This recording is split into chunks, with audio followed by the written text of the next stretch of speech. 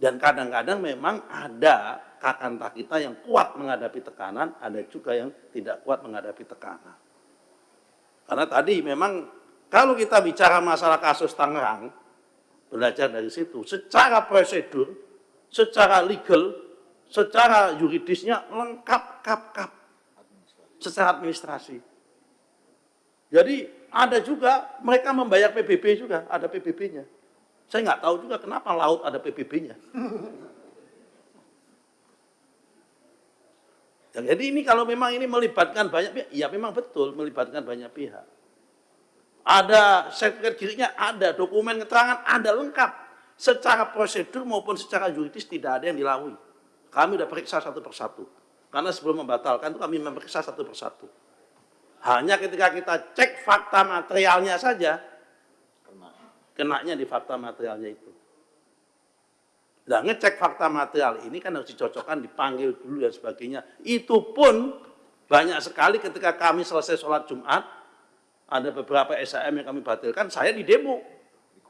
Di kohort itu. Bagaimana nasib kami Pak kalau nanti dibatalkan? Bagaimana ini? Nah, ini juga menjadi pertanyaan apa yang disampaikan oleh Saudara Irawan tadi memang begitu keadaan yang ada. Kemudian yang poin kedua, ini yang soal Tangerang, soal ini pembelajarannya itu di situ. Yang pertama adalah pemberian kewenangan. Yang kedua adalah kami perlu meningkatkan risk management yang kuat. Dengan adanya fakta ini, apapun ceritanya menandakan risk management di lingkungan internal kami lemah masih.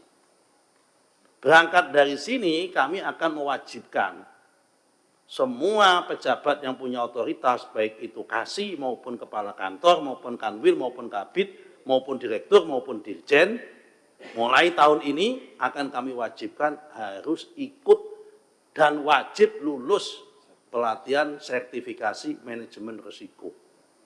Persis mau saya berlakukan seperti pengelolaan lembaga keuangan baik bank maupun non-bank.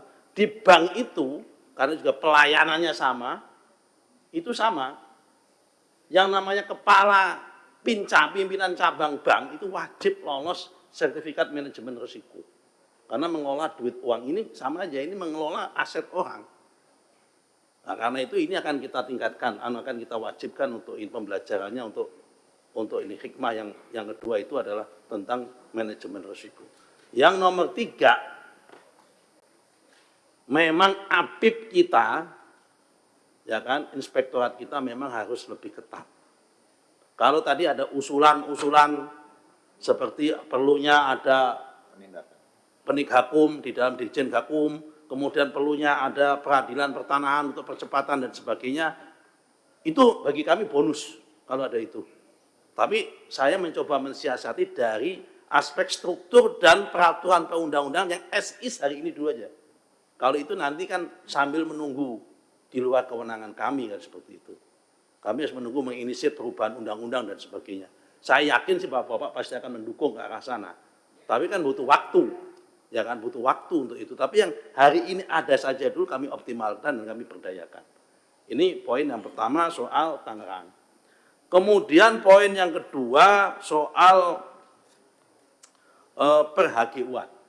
Dulu ini per-HGU-an tadi yang disampaikan oleh Bapak-Bapak sekalian. Karena kalau tadi Pak Deddy Storus banyak sekali ini. Bapak-Bapak sekalian, memang untuk yang pembaharuan, yang tambahan 30 dari 20% menjadi 30% ini belum ada berdasar hukumnya. Karena itu langkah pertama akan kami buat permen. Langkah kedua lebih kuat lagi akan kami kuatkan di dalam bentuk Perpres atau PP. Permen ini harus kami sinkronkan supaya nggak bertabrakan dengan permennya Kementerian Pertanian. Jadi kalau Bapak-Bapak tadi tanya, misal Pak Ketua tanya ada berapa hektar sawit yang tidak punya IUP dan tidak punya HGU, ya pasti kita nggak punya data. Karena rezim kita, rezim di ATR BPN itu rezim APL. Sementara yang tidak punya izin IUP dan nggak punya izin HGU itu belum tentu ada di APL, pasti ada sebagian ada di hutan. Nah, kalau yang ada di dalam APL dia tanpa HGU itu bisa kita tindak. Itu masuk nanti di dalam Dirjen Pengendalian kita bisa masuk. Dan rata-rata prakteknya adalah begini Pak, rata-rata. Kami sudah sampling di 12 perusahaan, sampling baru. Di 8 provinsi kami sampling. Misal yang bersangkutan mempunyai HGU itu katakanlah 8.000 hektar. Setelah kita ukur ulang, rata-rata itu ada yang 10.000, ada yang 11.000, ada juga yang 9.000. Setelah kita ukur ulang. Jadi mereka memang punya cadangan riset seperti itulah. Ini mau kita tindak. Ya kan? Ini kita tindak, bagaimana pajaknya, bagaimana kemudian dia harus dendanya, apakah ini diambil alih negara, apakah mereka cukup didenda, kemudian dia dikasih hak untuk ngajuin HGU baru, atau bagaimana. Dan rata-rata itu sudah izin Pak Menteri, sekalian dijelaskan dasar nindaknya pakai apa aturannya? Kalau dasar nindaknya dia menanam di luar tanah, di tanah negara tanpa izin. Iya, tapi di ketentuan undang-undang pokok agraria dan seterusnya punya nggak atribusi itu? Karena ini kita cari Pak. Ini karena kita lagi data sampel Pak, ini Pak. Kalau memang tidak punya Pak, segera Bapak usulkan revisi kepada kami. Oh iya Pak. Itu maksud pertanyaan saya tidak menyudutkan Bapak. Ya terima kasih Pak. Karena saya ini saksi mata urusan begini di kampung. Akan saya lihat dulu Pak, review masalah peraturan perundang-undangnya, di mana letak cara menindaknya, apakah dengan PP yang hari ini sudah cukup apa belum dengan PP 18. Kalau memang belum cukup, kami akan membuat inisiasi untuk membuat undang-undang baru Pak. Kami memang akan sedang menggodok di dalam internal kami tentang undang-undang administrasi pertanahan. Jadi kalau undang-undang pertanahan ini beda dengan undang-undang administrasi pertanahannya. Jadi ini pada tata kelolanya Pak, tata kelola tentang teknikal teknokrasinya yang mau kita tata ini Pak. Baik. Sedikit Pak Menteri, Pak Ketua. Pak tadi disampaikan bahwa untuk yang punya IUP dan HGU yang sudah habis untuk diperpanjang, ya, itu akan dengan permen 30% untuk plasma. Ya. Kalau yang belum selesai Pak, masih existing. Begini Pak. Bisa nggak dia juga langsung diminta untuk diplasmakan 30% sebelum dia selesai?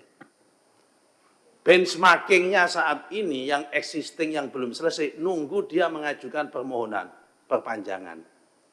Karena ketika dia mengajukan pada saat itu kan menggunakan undang-undang pada saat itu Pak. Kalau kemudian undang-undang saat ini kita terbitkan saat ini, kita berlakukan pada saat itu kan pasti mereka menolak Pak dan tidak adil. Ibaratnya, mohon maaf Pak, memotong di tengah jalan Pak. Bisa jadi mereka kita undang untuk datang pun nggak datang. Karena merasa tidak ada kepentingan.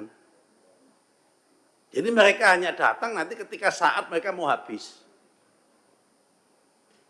Kecuali IUP-nya itu dicabut. Dan yang berhak mencabut IUP itu adalah Menteri Pertanian. Kalau IUP-nya. Kalau kita berhak untuk mencabut HGU. Dan kalau kita mencabut HGU, tanpa ada perkara pelanggaran undang-undang dan tanpa perintah pengadilan, pasti kita akan ditun. Kalau seperti itu Pak. Nah, baik. Nah, ini